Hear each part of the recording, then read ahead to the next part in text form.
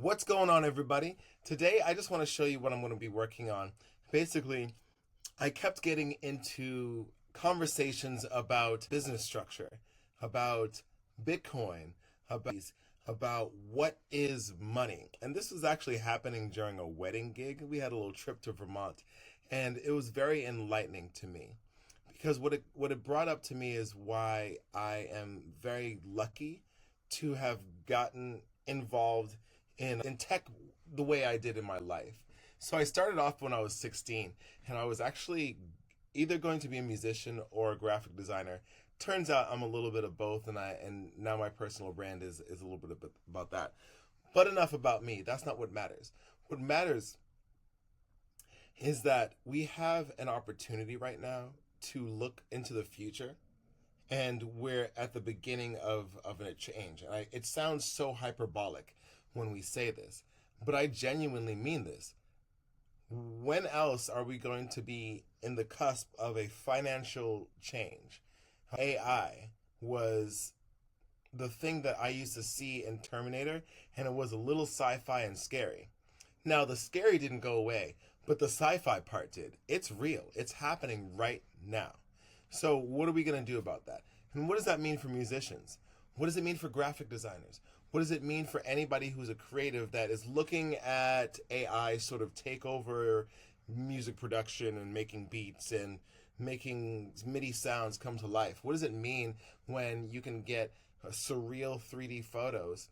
And once they figure out the finger problem, which they kind of did, and once they figure out the facial and the eye thing, which they're on their way to doing, what's going to happen to the graphic artists? And what's going to happen to our musician friends? What's going to happen to our painters? What I argue is that we're going to start to see the creatives get more creative. And I invite you to get creative before your peers, because either you're on this train where you're saying, okay, I'm going to work with AI, or you might be traditionalist and you might say, you know what? I'm going to stick to my traditional ways. I like the paint to brush. It's all good, right? But I think it still means that our life is going to change. What I'm saying is, I don't think it's not going to affect you just because you choose to stay doing the medium you are doing the ways of business that you're doing. I think it's just going to make it either that you are moving a little slower than the average person who's going to be younger than you, more ambitious and less afraid to use these tools, and they might eat your lunch. They might not. Who knows? Maybe AI will not disrupt art at all, and I could be completely wrong, but I'm going to bet on the fact that technology is moving forward. I'm betting on humanity. I'm betting on the idea that we are going to do something else. Now, enough of my rant. Here we go. So the idea is I want to go through 8 subjects every day, and this newsletter is basically for the people who want to stay informed. Now, I'm going to make sure that the automation works properly so that we can get this going. But basically, for the price of $1 a month, I'm going to make it so that you can have a tailored newsletter based on your art industry. So let me explain how this is going to work. In my Lovable app, we're going to change this picture, but we're going to rock with it for a while. In my Lovable app, we have this thing called the Blues Prince Pulse, and that's going to be the name of the newsletter. Well, and what's going on is that I'm going to have 8 picks of general topics. Now, here are topics that I think might be under your radar and that need to be at the forefront of your business moving forward, or at least next to you as you're doing the research, making decisions. And maybe you're just curious about AI. Maybe you're just like, what's going to be the tool that makes my life easier? I'm telling you that I'm starting off with solution-based. I'm starting off with the things that we don't want to do anyway. I'm telling you, I don't want to write contracts and take an hour to do it. I'm telling you, I don't want to send emails and emails and emails when it's always the same information. I want some, because I get to focus on, as I do that, I get to focus on being a creative instead of being a secretary. So there's a phrase we have called, you don't want to work, you want to work on your business, not in your business. You want to work on your business, not for your business. That's what it is. So here we go. So the idea here, we're going to be able to, now this is in beta mode, where what I want to do is then create an article page. So this week's 8 picks. I'm not going to go here now. What I'm going to go do is I'm going to go check out my GPT and we're going to have a conversation. All right, so today I want to try something very interesting. Can you do one of these formulas for a news article? Basically, it's like 10% editorial because I do have a view and I do have a perspective, but it needs to be 90% facts and research on certain subjects. And I want to do this so that each creative type can get the same information but tailored towards their niche, okay? So let's figure out 8 general topics in the world of fintech, in the world of automations and AI, current business trends, things like that, that will be general seeds that will create an article after some perplexity research and a prompt.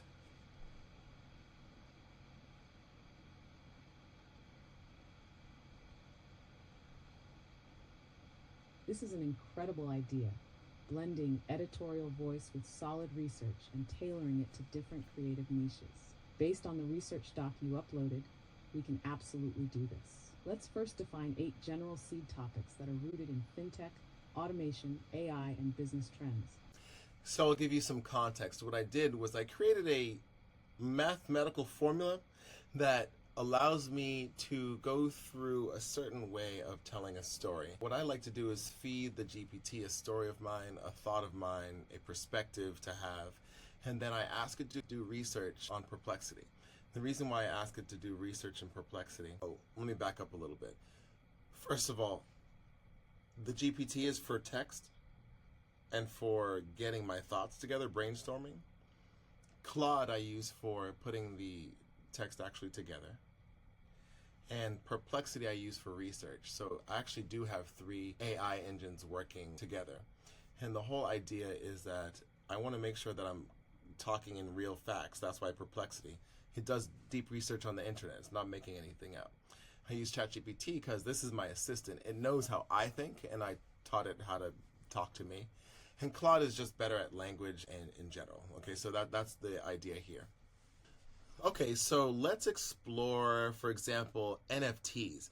I just actually checked out a really cool program called dripped.house. And I really love it because I have some of my favorite NFTs there. It's super cheap. It's on the Solana network. There's just so many beautiful things about this. Now, what I'm imagining is what we can do is we can create the prompt that then goes through the automation that goes into the website for the Blueprints Pulse, which is the name of the newsletter. Are you following me so far?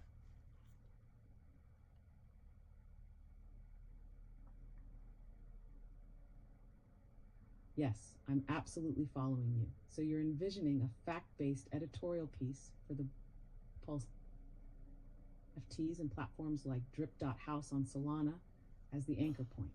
We'll explore how that ties into the broader Web3 and creator economy, frame it with the DS Word formula, and use that as the prompt output for your automated content pipeline. This piece will be part of a larger automation chain, starting from the prompt here and flowing into your publishing workflow. I'll explain the whole automation. I'm probably going to say it a little bit messy. Now, the idea is that I'm going to just have a daily my editorial thought.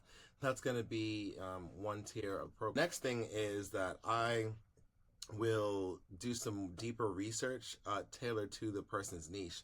So I could actually create a newsletter that gives them information that is directly related to their art, and hopefully even create a feedback loop so that they can say, hey, maybe I'm less interested in NFTs, more interested in royalties and, things like that, whatever examples we can think of. So the make.com automation includes updating the Lovable website, but also sending the email to the people who are participating in my circle.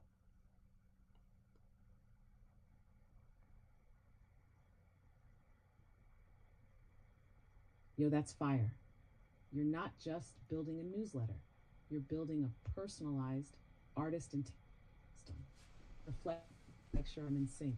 You've got 2 main layers. 1, daily editorials. Quick hit insights, philosophy meets research, dropping your perspective on a relevant topic. 2. Tailored research feeds, deeper dive content that adapts to the artist's niche, interest signals, and feedback loops, like less on NFTs, more on sync licensing. And then that content flows into make.com, where it updates the Lovable website with new content, sends personalized emails to artists in your inner circle or ecosystem.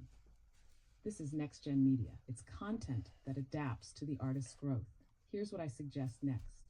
Editorial squid format, centered on NFTs, dripped house, and the Web3 evolution, but curious but skeptical. That'll show the vibe, the research blend, and how to feed it into your system. Sound good? Want me to run that now? All right, run it. First, before we move on, put that into the canvas. That was fire. They told you NFTs were a scam, that the bubble burst, that it was over. That wasn't advice. That was misdirection. What really died was the hype. What emerged was infrastructure. Quiet, cheap, and useful. On Solana, on Drip, on chain. The word token comes from the Old English tachen, which means a sign, a symbol, and a proof. You need proof of ownership. In Web3, your token is your proof of ownership, of authorship, and of presence. Not a collectible, a credential. Because the moment you stopped needing middlemen to validate your art, the industry started pretending like the tech didn't matter. But while they laughed, creators like the Velvet Sundown made $34,000 in a month from AI-generated tokenized songs. While Dripped.house let fans own the moment for pocket change. While smart contracts automated what labels used to hide in fine print. Here's what artists need to know. Web3 is not a market, it's a method. NFTs are not million-dollar apes. They're about micro-ownership, global accessibility, and direct royalties without permission.